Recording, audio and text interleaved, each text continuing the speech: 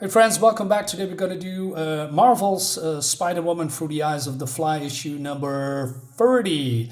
Yeah, classic Spider-Woman when she was still fun and great, in my humble opinion. This is not really a good quality comic, but it'll do, and I'm happy to get it. So, I also have the Dutch version, although with a different cover, so I didn't know what this story actually was until I read it just a second ago. So let's dive in. Immediately, I just like the art and I recognize, oh, wait a minute, that is this particular story. So, okay, we have the art by Steve Leialoha with Jim Mooney and this the script by Michael Fleisher, etc., etc., etc. Jim Shooter also. So it seems that her friend, I don't know, has been shooting. Well, they have been entangled with a crime lord called the Enforcer. The Enforcer, I don't know the whole story anymore, shot this guy with some kind of a dart, and he became, went to some kind of a coma. And the only way they can save him is to put him into the freezer. And this, I believe, doctor here in the hospital can help him with that. Or, put him into the freezer. That's exactly what they were doing. Then we're getting introduced to our main villain for today, and it's the Fly. And I always liked the Fly. He also fought with Spider-Man one or two times, I believe. He is crazy, he is strong, and he's also psychotic. Unfortunately, Marvel didn't know what to do with him, so they put him into the quote-unquote freezer and put him out once in 10, 15 years or so to have one small appearance or fight scene, and then he's put him back into the freezer again. Unfortunately, I think the Fly is a great character.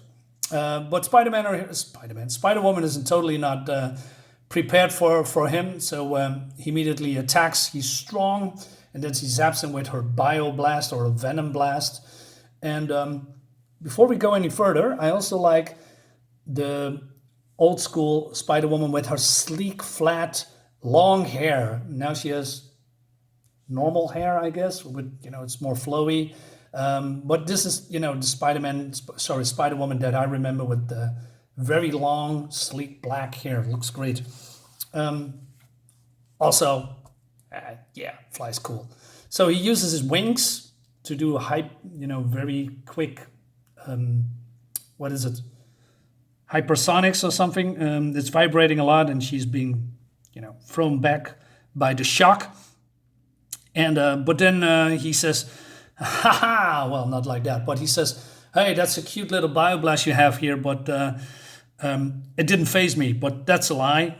He shrugged it off the most of it, but he's feeling very weak, so he's gonna flee. But then his attack damaged the cryo zero temperature capsule or whatever, and so her friend is about to die because it's starting to leak, this whole fluid thing. And then she uses her spider powers to make a knot into the massive molybdenum steel cable. Is that how it works? Doesn't matter.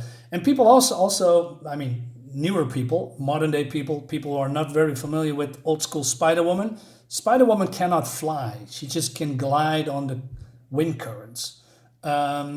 She doesn't fly, but somehow people always say that, well, she can fly. No, she doesn't. Small rant, which is not a rant at all. Skipping a few pages, just because now we're going to Dr. Malice. You know him from Spider-Man comics, old school.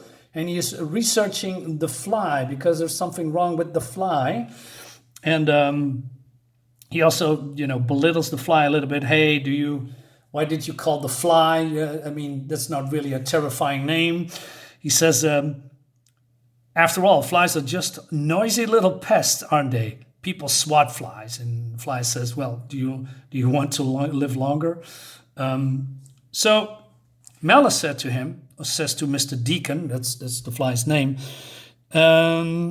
his powers are fading. Why? Not sure. But every time he uses his power, or basically his powers are fading daily. So, and at one point, he's going to lose their powers. And Malice belittles him again. So unless you're not going to do something about it, you are, you are, you shall soon find yourself among the pathetic ranks of the unemployed. And Malice is a scientist that studies the supranormal, and he has a lot of expertise. And he is also, I don't know, some kind of a weirdo, looking at feet and clothes, like he has a fetish or something. So he figured out that the fly needs a blood transfusion from a superpowered being. Well, and there's not much around here, so only Spider-Woman is the one who can provide in them, and he also gives them some, I don't know, technology, because he needs her bioblasts for study. Okay, so she's flying here on the overpass, and then the fly comes, and more skipping.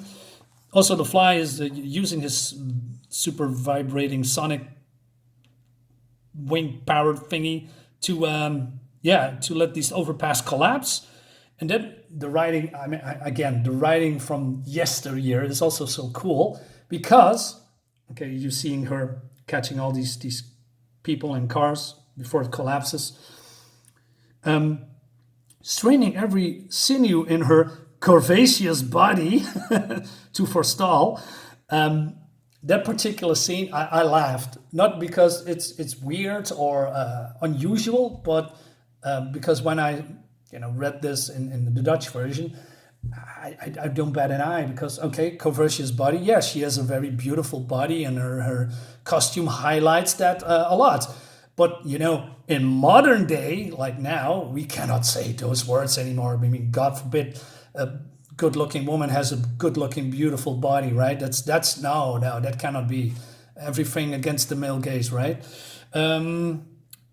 It's bullshit. Because, you know what?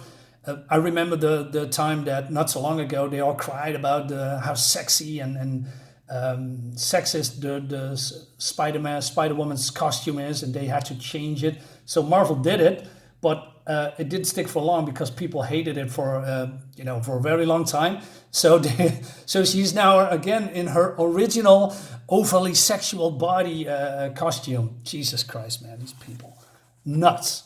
Okay, so the fly is you handle that falling over pace like a pro, dollface. So here, let's see if you can catch this one on the fly. Okay, but he admits that he is taking a lot of energy, and he feels himself getting weaker and weaker and weaker. And then she does exactly what he wants. She zaps him, and that's exactly what the fly wants. And now he is, damn it, flying away, because he needs to go back to Dr. Malice. She wants to stop him, but he says that he has what's it called? We got compound eyes that enable to us to see in all direction at all at once. Remember? But he also then says, well, I just saw her by accident. His vision is also getting worse and worse. And then she found a piece of technology. I don't know, it fell in battle, I believe, or maybe she ripped it off his arm. And she says that she know a guy who can figure this stuff out, what it is and what it wants. So, going back to Malice. Malice is experimenting and creating a weapon with the bioblast of Why am I saying Supergirl? I'm so off today. Spider-Woman. And so he zaps that monkey, and he says, as you can see, the beast's entire nervous system has been instantaneously paralyzed by the burst. It will become ours before he recovers. And the fly says, oh man, what an incredible weapon. Let me have that thing. But he says, well, it's been depleted after one blast, so it's useless. You see, Mr. Deacon, Malice says. More ads. So he goes on to explaining stuff. I am convinced that the Spider-Woman's body must possess some sort of highly sophisticated bioregenerative capability to enable her to unleash a bioelectric burst and then somehow recharge her energy biochemically. Okay, so we need a full body transfusion. So he goes to the hospital, And well, this is actually smart. So he gets the cryo chamber guy with Spider-Woman's friend in it, and then goes back to Malice. What I didn't know is that she prepared for it, and you know, this is classic. This is a classic. It's been a long time that I see someone did stuff like this. I mean, Batman does it a lot, you know, with his Matches Malone disguise and other people. I like this switcheroo thing. So she follows him and then attacks immediately the Fly, and Malice wants to, you know, hurt her too. Damn it, ads. But then we go into explaining Overdrive while fighting. Okay, so here we go. Now bear with me. So she says there's no point of, you know, doing the bioblast because the people that figure it out, what that particular part of the machine does, we didn't see it, but she's telling us somehow. So she's going to use brute force on him. But then she also, this is ridiculous, by the way. So the fancy blood transfusion apparatus they got set. I'm sorry, let's start again. The fancy blood transfusion apparatus they got set up here, not to mention it at all, not to mention at all the other peripheral, I'm not going to explain that, tends to confirm my second suspicion. So somehow she's doing a Batman because she's now figured out for herself that she is being suspicious about the fact what Malice is doing and that he uses her body for blood transfusion. I mean, I don't know, man. I mean, how do you recognize what a fancy blood transfusion apparatus looks like? I mean, I'm not a scientist. When I go to, I don't know, the university or a biolab or even go to the hospital, I see all these fancy equipment there. I have no clue what they are doing. So how do you know, Jessica Drew? Because you are not Batman. You are not a detective. So how did you all figure that out in just a couple of seconds that you are here? And she is just, well, I explained it to you. Anyway, so the Fly is doing his wing buzzing thing again, and then she's going out of the way from the side, and this looks cool, by the way. And then she says, something like that. Hey, yo, Frankenstein, you're next, she says. But then Malice says, no, I can help you. I can help you with your friend, etc. And she says, what can you do for me? Especially from behind bars. And she says, I can reverse the effects from of the Enforcer's psychochemical metabolic incendiary. Jesus Christ, Wild is using these words that I can barely pronounce. She says, you know something about those darts? Ha! She literally says that. Know something about those darts? Why, my dear young woman, I invented them. Did you think a common thug like the Enforcer could manipulate such sophisticated psychochemical devices on his own? I just laugh so hard. I like that maniacal explaining from all these crazy people here, the scientist. Great stuff. We have an ad for the real Captain Marvel. So he pumps him full with anti-stuff, and then he is risen again, and he says, you can take me to prison now, Spider-Woman. If only hope to be a little bit of help. I've been to your friend. Will help make amends for all the wicked things I've done. Stop being a simp, man. And she says, Scotty, thank heaven, you're alive. And he also says, hey, I'm feeling better. In fact, I never felt better. And this is going into the next issue that I do not have, but yeah, Scotty is not better at all. He's becoming just like the Fly. He's becoming crazy. He's becoming the Hornet, which is the next villain in the probably the next issue or the issue after that.